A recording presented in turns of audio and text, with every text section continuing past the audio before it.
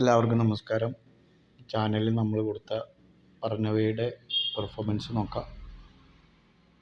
നമ്മൾ December 14 BTST കൊടുത്തിരുന്നു 47,700. ഇതൊരു എഡ്യൂക്കേഷൻ പർപ്പസ് ഓൺലിയാണ് കേട്ടോ, റെക്കമെൻഡേഷൻ അല്ല. നമുക്ക് BTSTയിൽ 60 പോയിൻ്റ് ക്യാച്ച് ചെയ്യാൻ കഴിഞ്ഞു. അതേപോലെ തന്നെ രണ്ടാമതായിട്ട് നമ്മൾ കൊടുത്തത് ബാങ്ക് നിഫ്റ്റി 47,600 കാൾ ഓപ്ഷൻ. അത് നമുക്കൊരു 30 പോയിൻ്റ് ക്യാച്ച് ചെയ്തു.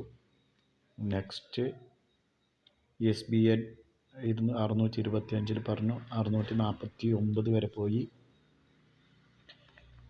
അതേപോലെ നിഫ്റ്റി ഒരെണ്ണം പറഞ്ഞിട്ടുണ്ടായിരുന്നു 127,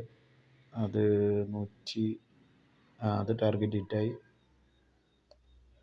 പിന്നെ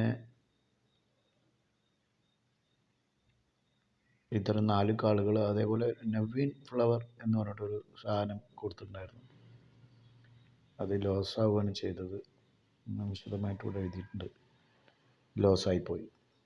അതേപോലെ തന്നെ നമ്മൾ ഷോർട്ട് ടൈമോ ലോങ് ടൈമോ ഒന്നും അല്ല, ഇൻട്രാഡേ. അന്ന് എന്ത് കിട്ടുന്നുണ്ടോ അത് വെറുതെ പൈസ മുടക്കിയിട്ട് ടെൻഷൻ അടിച്ച് വയ്ക്കാനൊന്നും പറ്റില്ല. ഇന്ന് ചാനലിൽ കൊടുത്ത വോയിസുകളൂടെ നമുക്ക് കേൾക്കാം. ഒരു സ്ലോ ഉണ്ടാവും, ക്ഷമിച്ച് കേൾക്കുക കേട്ടോ. ട്രേഡ് എന്ന് പറഞ്ഞാൽ ക്ഷമയാണ്. നമസ്കാരം സുഹൃത്തുക്കളെ. സ്റ്റോക്ക് മാർക്കറ്റ് എന്ന് പറഞ്ഞാൽ തന്നെ ഒരു ട്രാപ്പാണ്. എത്രയോ ആളുകൾ നമുക്ക്, അതായത് ഇതിനെക്കുറിച്ച് പഠിച്ച് അനലൈസ് ചെയ്തിട്ട് നമുക്ക് ട്രേഡ് എടുക്കാൻ തരുന്നുണ്ട്.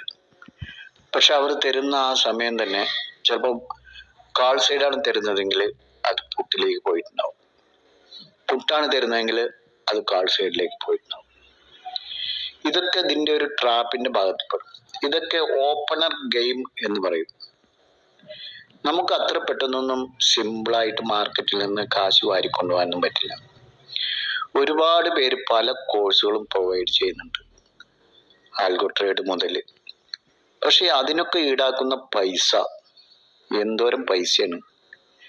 50,000, 1,00,000 ഒക്കെ വരെ വാങ്ങുന്നുണ്ട്. അതേപോലെ തന്നെ ഈ ഇൻട്രാഡേ ചെയ്യുന്നത് ഞാൻ അധികം ആരെയും കണ്ടിട്ടില്ല. മിക്ക ആളുകളും ഒരു കോള്, അതായത് നിഫ്റ്റി ബാങ്ക് നിഫ്റ്റി അല്ലാതെ സ്റ്റോക്ക് ഓപ്ഷനിലൊക്കെ അല്ലെങ്കിൽ ഇക്വിറ്റിയിലൊക്കെ കൊടുത്തു കഴിഞ്ഞാൽ അത് ക്യാരി ഫോർവേഡ് ചെയ്യാനോ ഹോൾഡ് ചെയ്യാനോ പറയും. ചിലപ്പോൾ സ്വിംഗ് ട്രേഡ് രൂപത്തിൽ 15 ദിവസം 20 ദിവസം, ചിലപ്പോൾ 6 ദിവസത്തിനുള്ളിൽ കിട്ടും. പക്ഷെ നമ്മൾ ഇത്രയും പാനിക്കായി ടെൻഷനായി നമ്മളിങ്ങനെ നമ്മുടെ പൈസ ഇൻവെസ്റ്റ് ചെയ്ത് ഇങ്ങനെ കാത്തിരിക്കേണ്ട ആവശ്യമില്ല. നമുക്ക് കറക്റ്റ് ടൈമിൽ ഇപ്പോൾ Nifty, bank Nifty, fin Nifty, ഞാൻ സെൻസെക്സിൽ അങ്ങനെ ചെയ്യാറില്ല, ഇതുവരെ ഞാൻ ചെയ്തിട്ടില്ല. കാരണം അതിൻ്റെ ആവശ്യമില്ല നമുക്ക്. ശരിക്കും ബാങ്ക് നിഫ്റ്റിയും മതി. നമുക്ക് കറക്റ്റ് പ്രൈസ് ആക്ഷൻ നോക്കിയിട്ട് ക്യാൻഡിലിൻ്റെ പെർഫോമൻസ് നോക്കി ഏതെങ്കിലും പാറ്റേൺ ഫോം ആവുന്നുണ്ടോ നോക്കുക, ഏതെങ്കിലും സ്പെഷ്യൽ ക്യാൻഡിൽ ഫോം ആവുന്നുണ്ടോ നോക്കുക. അത് 15 മിനിറ്റിൽ നോക്കുക, 1 മണിക്കൂറിൽ നോക്കുക. സ്റ്റോക്ക് ഓപ്ഷനിലൊക്കെ ആണെങ്കിൽ, ഇനിയിപ്പോൾ സ്റ്റോക്കിലാണ് നമ്മൾ നോക്കുന്നതെങ്കിൽ 1 ഡേ വരെ നോക്കാം. ചിലപ്പോൾ നമുക്ക് 1 വീക്ക് വരെ നോക്കേണ്ടി വരും അത് ക്യാൻഡിൽ. അപ്പൊ നമുക്ക് ഓരോ ക്യാൻഡിൽ ഫോം ആയി കഴിഞ്ഞാൽ ഓരോ ക്യാൻഡിലിനും ഓരോ അർത്ഥങ്ങളുണ്ട്. ഇന്ന ക്യാൻഡിൽ വന്നു കഴിഞ്ഞാൽ ചിലപ്പോൾ ഒരു 70% മേൽപോട്ട് പോകും, അല്ലെങ്കിൽ അത് 70% താഴെ വരും എന്നുള്ള ഒരു നിഗമനമുണ്ട്. അത് മൊത്തത്തിൽ ഈ മാർക്കറ്റിൽ അങ്ങനെയാണ് കണ്ടുവരുന്നത്. അപ്പൊ അതാണ് നമ്മൾ സ്റ്റഡി ചെയ്യുന്നത്. നമ്മൾ സ്റ്റഡി ചെയ്യുന്നതിന്റെ ഭാഗമായി എല്ലാ കാര്യങ്ങളും 100% ആയിട്ട് സക്സസ് ആവുന്നില്ല. ഇപ്പൊ ബുള്ളിഷ് എൻഗൾഫിംഗ് എന്ന് പറഞ്ഞിട്ടുള്ള ഒരു കാൻഡിൽ സ്റ്റിക്ക് ഫോം ആവുക എന്ന് വിചാരിച്ചോളൂ, ഒരു 15 മിനിറ്റിൽ.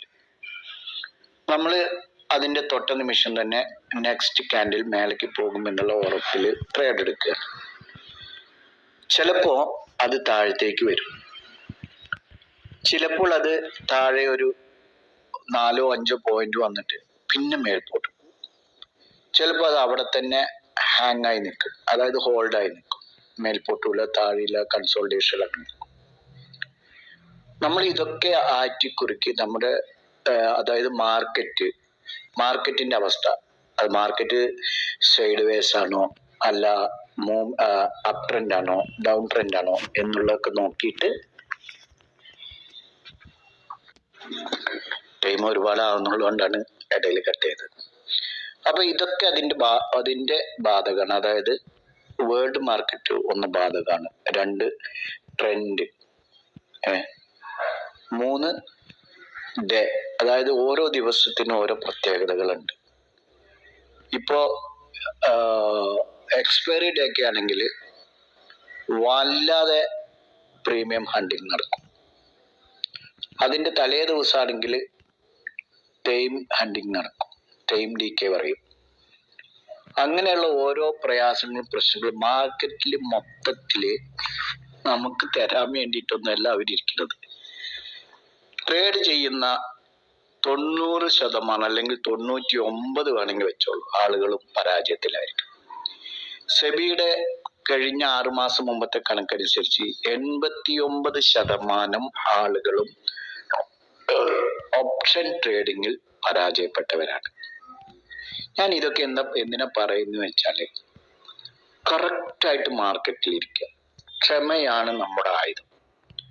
2-3 ട്രേഡ് എടുത്താൽ മതി. നിങ്ങളുടെ കയ്യിൽ 10,000 ആണോ അല്ല 15,000 ആണോ, എത്രയാണ് ഉള്ളതെങ്കിൽ അതിന് അനുസരിച്ചിട്ടുള്ള ട്രേഡ് എടുത്തിട്ട് അതിന്റെ 1%, 2% അല്ലെങ്കിൽ 1.5% പ്രോഫിറ്റ് കിട്ടുക.